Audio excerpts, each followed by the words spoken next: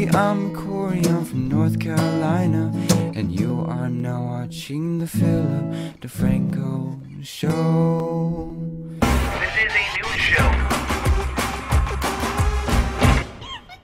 Hello and welcome to the Wednesday show. If you're not familiar, my name's Philip DeFranco, and this show really isn't a show. It's just me talking about some of the stuff that mattered the newest to me, starting with Gerard Depardieu. Gerard is apparently a European actor that's in the news because he urinated on a plane yesterday. What is with people peeing in public on planes? The good news is that Gerard, unlike the urinator we talked about last week, did not pee on a sleeping girl. But according to reports, Gerard was just infuriated because for 15 minutes he needed to go to the bathroom, and flight attendants said, no, you can't. You can't. Because God forbid when we depart from people actually getting on the plane to when we go up in the air, you stand up. You might cause the plane to crash. And if you've been on a plane recently, you know what I'm talking about. For the 15 minutes from when everyone stops getting on to when you're up in the air, or if there's a delay, sometimes 90 minutes, you're not allowed to get up and go to the bathroom. And it all kind of depends on your flight attendant. Every now and then I'll be like the last person on the plane. You know, it was a connecting flight. I'm like, flustered, my bladder's like ready to explode out of my mouth, and they'll be like, you know, I'm gonna look this way, you're not supposed to do it. But every now and then you get that flight attendant. It's all about that schadenfreude. If you're unfamiliar with that word, it is a German word they made up to talk about people gaining pleasure from other people's suffering. And it all kind of depends on how much of a Nazi your flight attendant is. Usually the old ones that hate their job and their life and everyone around them. And ladies, you might not be able to understand this. Most women I know have some like magic power to be able to wish their need to pee away. No idea how you do that. By the way, that's how you get kidney infections. The more you know about kidney infections. But that just doesn't work for guys. And you know what? I'm taking a very odd stance on this. I support Gerard. In fact, I think Gerard shouldn't have just waited 15 minutes and peed in the aisle. He should have peed on the flight attendant. Because if you're gonna treat a grown man like a baby, he should act like a baby. So Gerard, even though you have a creepy ass face, not saying that you're a child molester, but I wouldn't let you watch my kids, I salute you, sir. Now let's move on to a story about the clothing company Abercrombie & Fitch. The reason they're in the news today is they are offering a substantial amount of money to Mike the Situation from the Jersey Shore to not wear their clothing anymore. A&F releasing a statement that says, "We are deeply concerned that Mr. Sorrentino's association with our brand could cause significant damage to our image. We understand the show is entertainment, blah blah blah blah blah. Why does Mike the Situation seem so date rapey?" I'm paraphrasing the end part. But you have to wonder, how much do you suck as a person that a hypersexualized brand like Abercrombie & Fitch goes,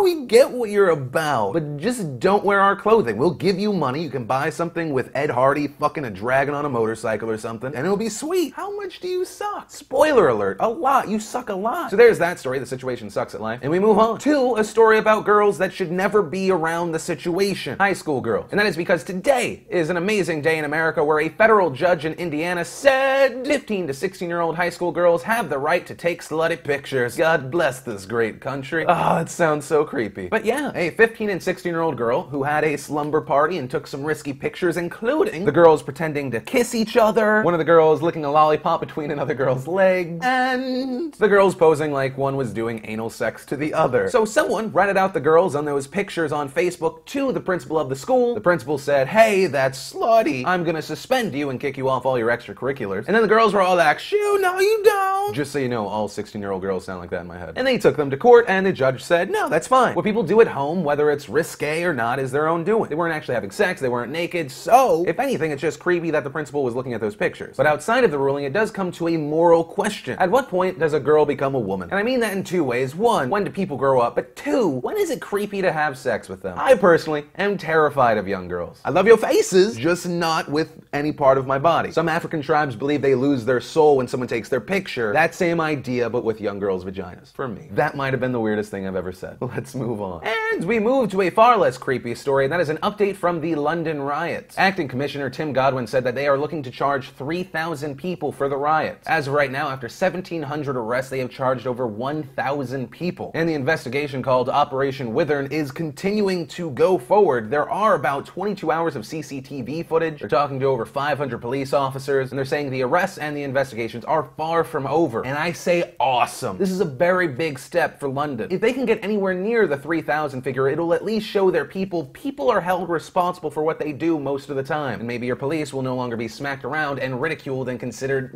not really anything to be scared of. So London, good on you. And from there we move on to our BAMF of the day, Anne Hathaway. You know, a lot of people jump on Anne Hathaway, but regardless of who I say my favorite person is, Anne Hathaway has always been near the top of that list. Never faltering. And you know, a lot of people have been jumping on Anne Hathaway because she's Catwoman in the next Batman movie. A lot of people saying the outfit, not that exciting. People saying it's boring, just saying negative things. Paparazzi surrounding her, and last night she was on Conan O'Brien, and she said that the way that she deals with the anger inside of her is she makes rap songs. And then she performs said rap song. Don't act so hotsy-totsy, bitch, I know that you from Jersey. Pop, pop, pop, pop, pop, pop, pop, scream all you want, won't make me stop.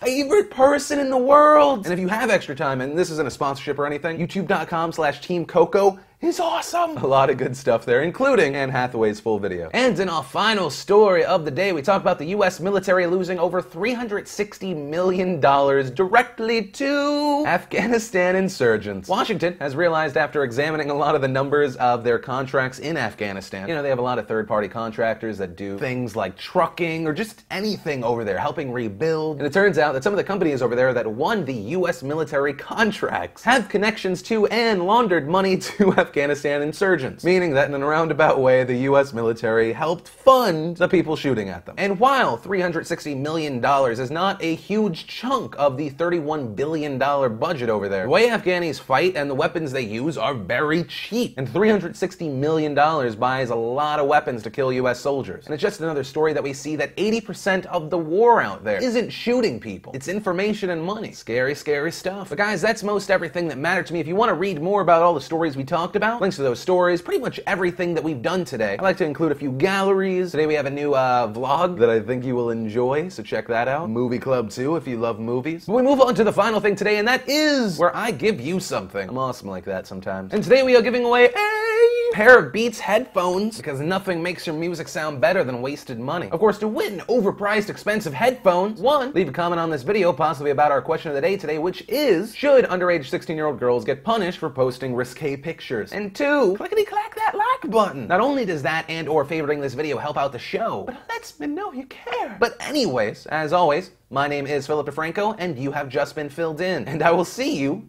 tomorrow. So to quickly put Miss Caitlin on the spot, 7 words as to why we should vote for you. Because I love you so much, nation. A woman after my own heart and other things and stuff.